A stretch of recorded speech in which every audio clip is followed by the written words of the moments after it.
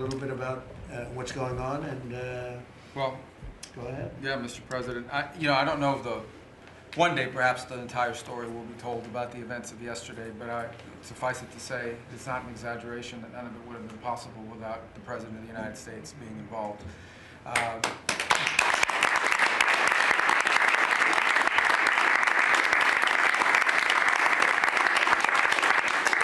It really began with your trip to the Middle East, where these relationships were forged with partners in the region, personal relationships, close relationships that created the foundation where all this was possible.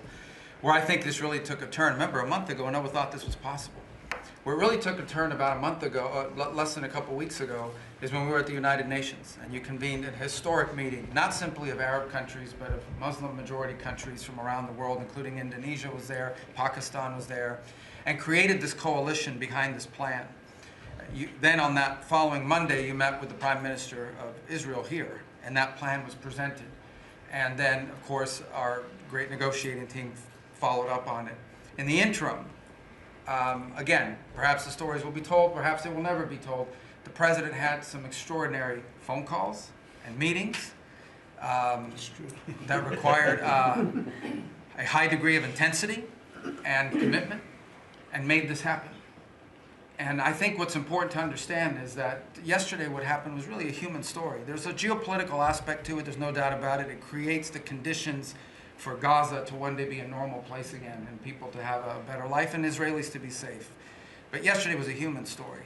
And because of the work you put in, and honestly, not only is there no other leader in the world that could have put this together, Mr. President, but frankly, I don't know of any American president in the modern era that could have made this possible. Because of the actions you have taken unrelated to this, and because of who you are and what you've done and how you're viewed.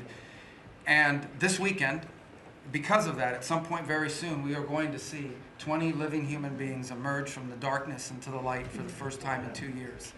And that is because not only were you used the credibility and the power and the prestige of this office and the relationships you created, and you committed yourself to making it happen. And I think it will go down as a historic moment in the history of our country, and something our country should be very proud of, that we have a president that's committed to not just peace, but to the human aspect of reuniting these families. My last point on this is just a couple days ago, Secretary Lutnick hosted us all, many of us, at the Kennedy Center. And we have these families, we've interacted with them for so many years, for 2 years now.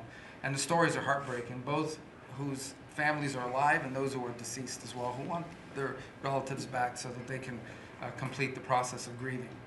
And we had all hoped that perhaps that was the day that we would have an announcement for them on the anniversary of the 7th, but I know you were able to speak to some of those families last night, and I just hope the whole nation understands how incredibly proud they should be of their president and of their country for the role that they've played. And I don't want to let this moment pass, Mr. President, without also noting the incredible work of Steve Witkoff and Jared Kushner. They're an incredible team working together, facing some substantial impediments to even being there this weekend and doing it. Let me just leave it at that. And they've done a great job on your behalf, Mr. President. They deserve a tremendous amount of credit. But thank you for what you've done for the world. Thank you very much, Rose. I appreciate it.